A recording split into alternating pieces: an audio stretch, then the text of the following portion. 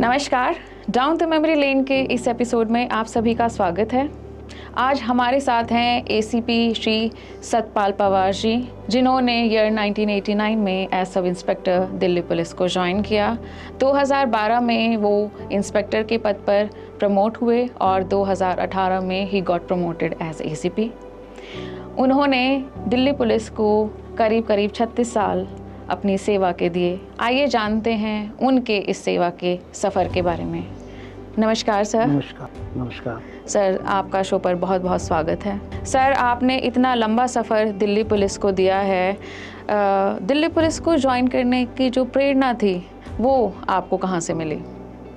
Actually मैं 1982 में as airman air force में भर्ती हुआ था, क्योंकि उस समय देश का माहौल ऐसा था कि अब कभी भी कुछ भी हो सकता है। तो फिर मुझे कुछ समय बाद लगा कि अभी ज़्यादा ठीक नहीं है यहाँ पे, तो फिर मैंने कैरियर में ज़्यादा प्रमोशंस नहीं है, तो 1989 में फिर मैं दिल्ली पुलिस में डायरेक्ट सब इंस्पेक्टर भर्ती हुआ। पर सबसे ज़्यादा लंबा समय सर आपने FRRO इमिग्रेशन को दिया, करीब 18 साल। वहाँ का कुछ अनुभव? इमिग्रेशन में सारा खेल तो डॉक्यूमेंट्स पे डिपेंड करता है। अब जो वो पासपोर्ट लेके आ रहा है तो वो पासपोर्ट जेन्युइन है या नहीं, सबसे पहले तो यही देखना होता है। और फिर उसके बाद उसको जो सामने पैसेंजर है, टैक्स है, जो आदमी खड़ा है, उससे बातें करो, 1 या 1.5 मिनट में इंटरेक्ट करने पे पता लग जाता है कि भाई ये जेन्युइन है या नहीं। जी, अभी सर व्यवस्था जब से आपने ज्वाइन किया है बहुत बदल गई है। जो कार्य प्रणाली है, कार्यशैली है और चीज़ों को, सिचुएशंस को डील करने का जो तरीका है आईओएस का, इनफैक्ट जो हमारे IPC CRPC है वो जो है भारतीय न्याय संहिता और नागरिक सुरक्षा संहिता में बदल गई है। तो आप इस परिवेश को किस तरह देखते हैं, कितना अंतर पाते हैं इसमें?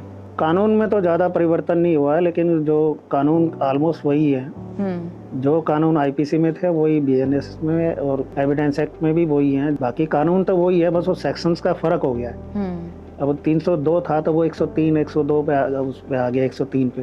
तो वो उसको याद करने में बड़ी दिक्कत है। पुराने वाले आईओएस के लिए बड़ा चैलेंजिंग हो गया है। बड़ा चैलेंज है, क्योंकि नए सेक्शंस को तो कई बार उनको पैरेलल रख के फिर उसको देखना पड़ता है कि भाई ये इसमें कौन सा कानून लगेगा, कौन सा लॉ लगेगा। वो एक चैलेंज है। और सबसे बड़ा चैलेंज तो आज तो तकनीक का है जी। तकनीक ने जो है, टेक्नोलॉजी ने हमारी इन्वेस्टिगेशन को आसान किया जी। और फोरेंसिक लैब भी जो है अब तो हमारे यहाँ काफ़ी सुधार हो गया है। एक्सपर्ट्स की सेवाएं हमें मिलती हैं। तो कोर्ट भी जो है, जो फोरेंसिक एविडेंस है उसको तरजीह देती है जी। उसको वो बिल्कुल मानते हैं कि हाँ ये जेन्युइन है और उस पर रिलाई करती है जी। और आजकल तो जो आप इन्वेस्टिगेशन करेंगे तो उसकी तुरंत वीडियो बनेगी। कोई सीजर करते हैं तो उसका भी आप वीडियो बनाएंगे और उसको जो है MM को, कंसर्न MM को, जो हमारी थाने की MM कोर्ट का है, उसके जो MM है उसको हम अपलोड करके भेजते हैं। उससे थोड़ा है ना रिलायबिलिटी जो है बढ़ी है। जी। डोंकी रूट की हम बात करते हैं, आजकल बड़ा मुद्दा है और अमेरिका भी जैसे जो रेस्ट्रिक्शन कर दी हैं वीज़ा एक्सटेंड करने पे और सारी कंट्रीज़ हैं। तो सर, सबसे ज़्यादा ट्रैफिक हमारे देश में कौन से रीजन से है बाहर जाने वालों का? बाहर जाना, आप कुछ लोग यूरोप में जाते हैं, जो वो माल्टा एक कंट्री है। एक बार जब मैं एयरपोर्ट पे था तो 1993 में एक बोट डूब गई थी। उसमें हमारे 170 लोग थे जो इलीगल तरीके से गए थे। जी। कुछ लोग जो है कंटेनर में बैठ के जाते हैं। कंटेनर में कई बार कई डेथ भी हो जाती है। जी। तो जब वो इलीगल तरीके से जाते हैं, वो एजेंट का काम है उनसे पैसा लिया, बस उनको दूसरे कंट्री में किसी ना किसी तरीके से वहाँ धक्का दे देना। उसके बाद उसको काम मिलने में दिक्कतें आती हैं जी। तो अगर वो उसके डॉक्यूमेंट्स जेन्युइन नहीं होंगे तो उसको काम नहीं मिलेगा, और काम नहीं मिलेगा तो फिर वो जो पैसा उसने इन्वेस्ट किया है, घर बेच के गया है या कर्जा लेके गया है, तो वो कैसे रिकवर होगा। तो वहाँ फिर जो है उनको कम वेजेस में भी उनको काम करना पड़ता है। आने का उनके पास कोई ऑप्शन नहीं है। अगर वो एम्प्लॉयर ने से अनबन हो गई तो वो पासपोर्ट आपका उनके पास वो रख लेते हैं, बंधक बना के रखते हैं। पासपोर्ट वो रख लेंगे और उसको आपको कह पुलिस को इन्फॉर्म करेंगे, लोकल पुलिस उसको पकड़ लेगी विदाउट डॉक्यूमेंट्स, अपनी एम्बेसी ले जाएगी, वहाँ से उसका एक फिर डिपोटेशन कार्ड बनता है, उसको डिपोर्ट कर देगी। फिर उसकी रेड एंट्री हो जाएगी तो उसका बाद में पासपोर्ट बनने में भी दिक्कतें आती हैं। दोबारा पासपोर्ट फिर जल्दी से बनता नहीं।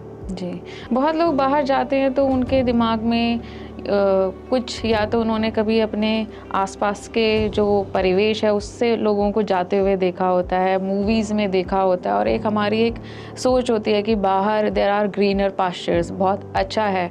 तो क्या हमारा जो इमिग्रेशन का जो सेक्शन है या गवर्नमेंट के उस पर कहीं कोई इस तरह की या कोई प्रोग्राम चलाए जाते हैं कि लोग बाहर जाके किसी परेशानी में हो तो वो हमारे देश से कैसे हेल्प ले पाएँ? एम्बेसी होती है, वो एम्बेसी हमेशा हमारे जितने भी नेशनल्स इंडियंस हैं वो उनके टच में रहते हैं।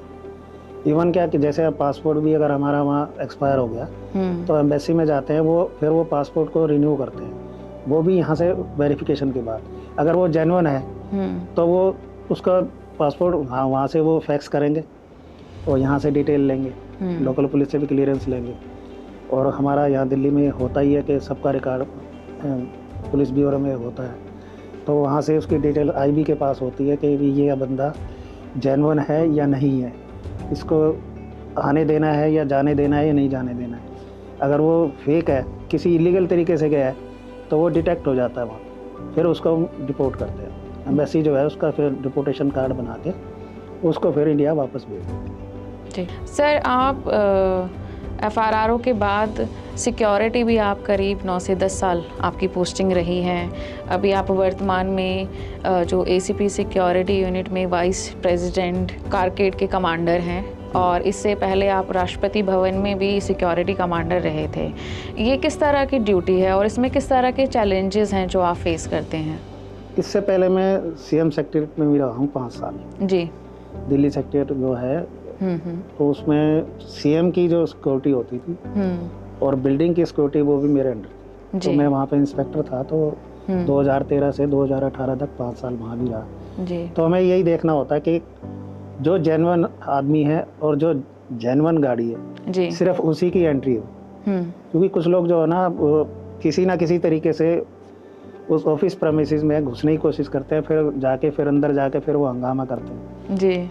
तो फिर अगर वो पकड़ा जाता है तो फिर जिम्मेवारी हमारी ही बनती है, तो वहाँ भी थोड़ा अलर्ट रहना पड़ता है। तो वही हमारा फिर राष्ट्रपति भवन में था, तो हम एक कोडन बना के रखते थे कि VIP को कोई हर्ट ना हो या बिना डायरेक्शन के कोई उनके पास नहीं जाए, अननेसेसरी मिलने की कोशिश नहीं करेगा। कुछ लोग जो होते हैं ना कि पास जाएंगे, हाथ मिला लेंगे या कुछ बुके वगैरह देने की कोशिश करते हैं जी। वैसे तो वहाँ ऐसा कुछ है नहीं, लेकिन कई बार प्रोग्राम ओपन में होते हैं तो वहाँ कुछ लोग कोशिश करते हैं कि भाई हम जो है ना थोड़ा नज़दीक चले जाएं जी। कुछ चार्म भी होता है कि भाई हम राष्ट्रपति के साथ या प्रेसिडेंट के साथ फोटो अपॉर्चुनिटी के लिए भी चले जाते हैं। हाँ। तो हम उसको फिर कोडन बना के रखते हैं, नज़दीक नहीं जाना जी। आपने पोस्ट रिटायरमेंट आपका क्या प्लान है सर?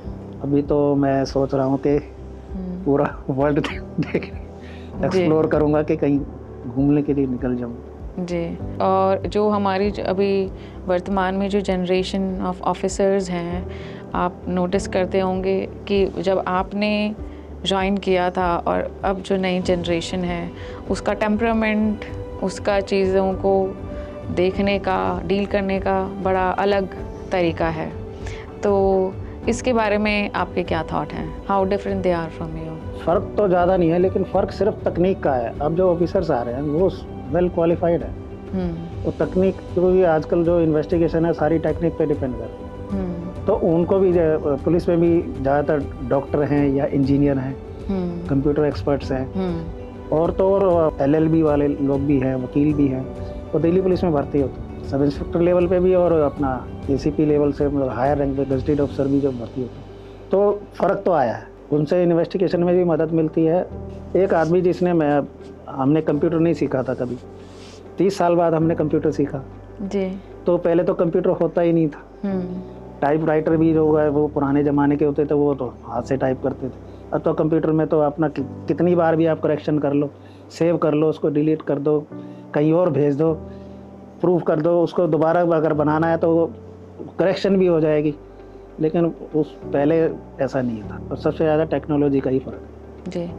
आप अभी जो हमारी प्रेजेंट जनरेशन है, be it the public, be it the officers who are into Delhi police, उनके लिए कोई संदेश आपका? मैं तो यही कहूँगा कि आप किसी भी फील्ड में हो तो अपना काम अपनी ईमानदारी से करो। फिर जो आपको जो टास्क दिया गया है पूरी तरह से दिल से उसको पूरा करो। जी। अगर बीच में छोड़ेंगे या इधर उधर से साइड से उसको काम बचना चाहेंगे या चलाना चाहेंगे तो वो बात ठीक नहीं है। जी। तो इसलिए जो है जो आपको टास्क मिला है उसको उसके रिजल्ट तक लेके जाए। जी, कंक्लूसिव एंड कंक्लूसिव है। जी सर, आज आप हमारे बीच आए और आपने अपनी सर्विस के दौरान जो अनुभव थे वो हमारे साथ दर्शकों के साथ साझा किए, इसके लिए आपका बहुत बहुत धन्यवाद। और समस्त दिल्ली पुलिस परिवार आपको आपके भावी भविष्य की शुभकामनाएं देता है। धन्यवाद। Thank you.